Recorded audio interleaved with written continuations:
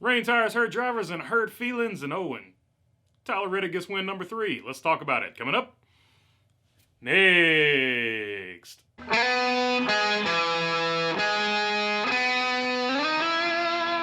What is going on, everybody? Hope you're doing good today. All right, Tyler Reddick gets win number 3, win number 4 on the season for RCR, and I really can't believe that they are breaking the band up after 2023. Technically, they're breaking it up next year because his crew chief, Randall Burnett, is going to be Kyle Busch's crew chief. He will have a new number and a new, different car. They're going to build a team, I guess, for Austin Hill over there. But I can't believe they're breaking this up because it's such a good team. If he hadn't gotten in that wreck with Daniel Suarez and Austin Dillon, he would still be in the playoffs, and he would be in really good position as he gets a win.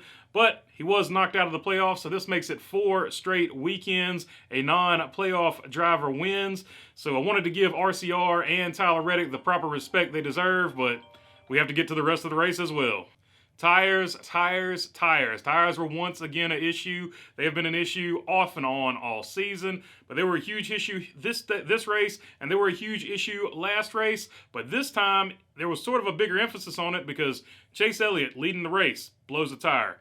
Kevin Harvick leading the race, blows a tire. Martin Truex Jr. leads the race, blows a tire. Not only that, but Christopher Bell, Alex Bowman, and other playoff drivers also had issues with the tires.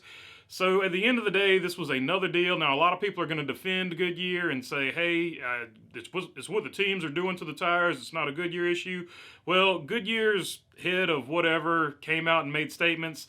He said, I'm not going to make any excuses. We got to fix it. But before that, he listed about 10 excuses. And, well, you don't have to take my word for it. If you don't want to believe me about the tires, let's take a look at what Denny Hamlin had to say about Goodyear. First off, Dustin Long posted the response from Greg Stucker on the tire issues at Texas, to which Denny Hamlin responded by saying, no excuses except for the 10 you listed besides yourself.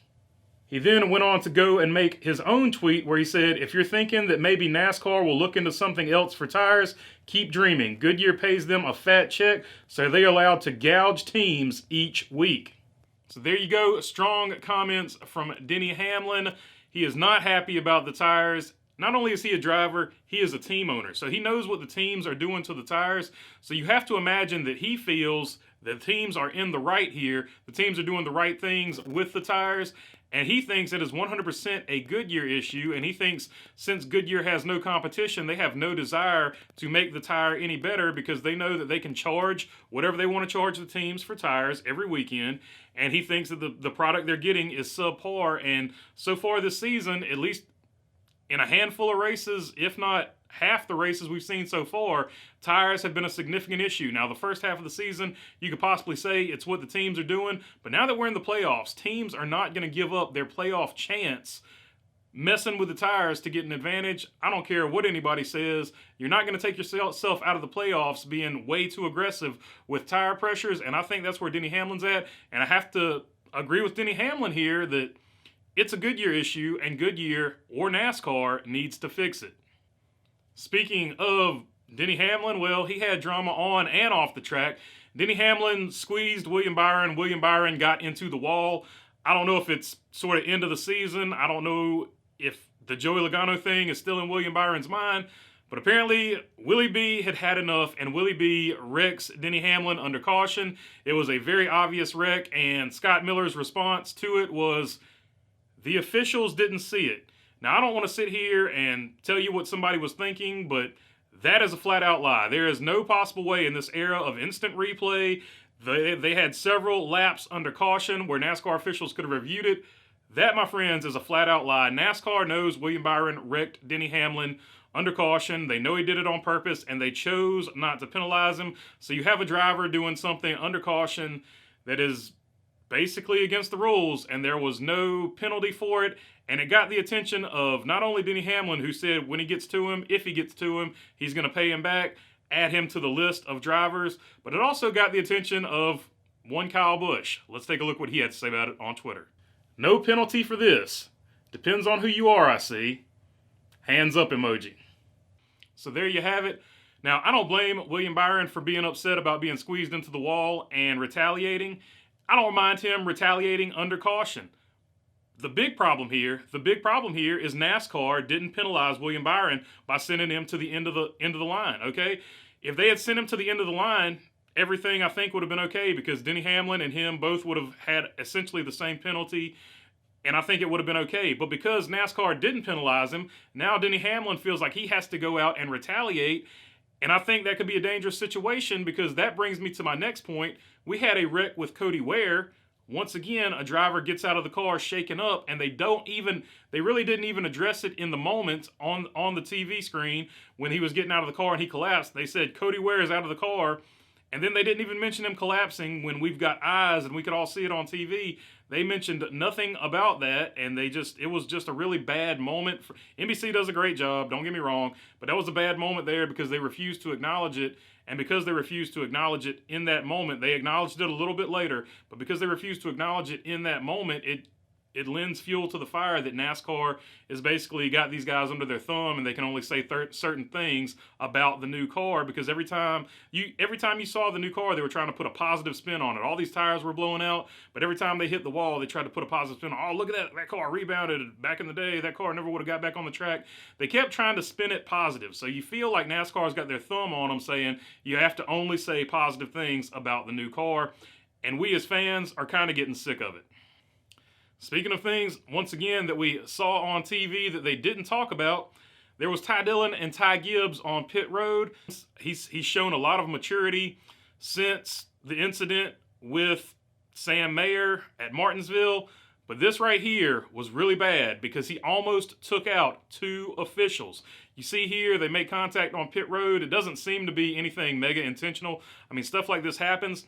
But then Ty Gibbs swerves in to Ty Dillon and almost takes out those 2 officials there. And nothing was said about it on TV. He wasn't penalized. NASCAR almost had 2 of their officials taken out. And that guy wasn't penalized. It's just a bad look. It shows he still doesn't quite have his emotions under control in the race car, which he's 19. He can still grow, but he has got to get his emotions under control in that race car, especially on pit road. That is not a place where you want to retaliate. Everybody jumped on Noah Gragson for what he did, and justifiably so, at the road course. But they also need to jump on this because that could have gotten those 2 guys hurt or much, much worse. All right, so that was basically my bad race because I feel like that was the worst moment of the entire race. Now, the tires and everything I've talked about so far has been bad race. So I'm just going to go to a good race and then the points because this race was just a total mess. Good race for Tyler Reddick. Like I said, win number 3. Win number 4 for RCR. Joey Logano with a 2nd place finish. That boosts him up to number 1 in points. Justin Haley, good run for him. Good run for Colleague, Matt Colleague, Chris Rice, all the guys over there at Colleague Racing. Good run for those guys. Ryan Blaney with a 4th place finish. Chase Briscoe, a nice 5th place finish after starting 32nd or something like that. Eric Jones started 27th and he finished 6th. A good run for them. William Byron ends up finishing 7th. Brad Keselowski is 8th. RFK continues their resurgence. Kyle Larson, he was a little disappointed with this 9th place finish. He said he had the best car, but they had some issues on pit road that they need to figure out with his crew chief, Mr. Daniels. And Denny Hamlin rallies and gets a top 10. And Michael McDowell, the McDowell supremacy from the iceberg, he finishes 11th. So shout out to him. Good races for all of those guys. All right, now let's take a look at your points. Like I mentioned earlier, Joey Logano takes the lead. Ross Chastain, William Byron, Kyle Larson, Ryan Blaney are your top 5 in points, and nowhere near safe near the cutoff line here are Denny Hamlin, Daniel Suarez, and Chase Elliott, your points leader. Coming into this, once again, has a bad first race of the first round, or the first round of a cutoff race. He is down here in 8th. Chase Briscoe below the cutoff line despite that good finish. Austin Cindric is down there as well with Christopher Bell and Alex Bowman. Christopher Bell and Alex Bowman are probably thinking they got to get a win here, so it's getting dicey here. But if Chase Elliott doesn't make the playoffs, if he doesn't make it past this round of the playoffs, we could possibly see the playoffs get altered because, like I said, the damaged vehicle policy clock got altered because of Chase Elliott. So if he doesn't make it past this round, we could see a new playoff format going forward.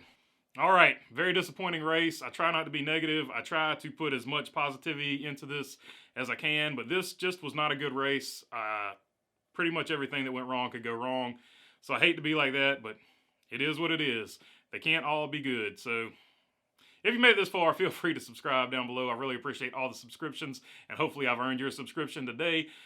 If you got a comment or question, leave it down in the comment section. I'll try to get to as many as I can. And other than that, thanks for your time.